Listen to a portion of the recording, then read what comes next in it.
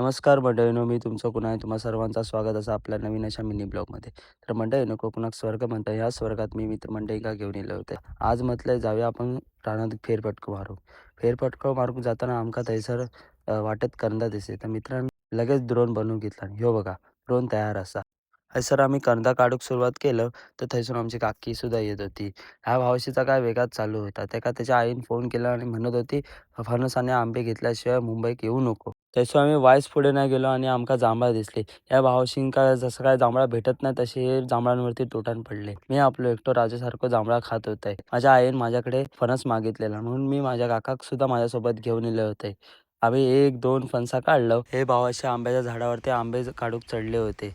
माझी पण ताकद दाखवूची वेळ आली होती म्हणून मी हत्तीक खांद्यावरती घेतलंय. आणि हे बघा किती सारे आंबे गोळा केलं.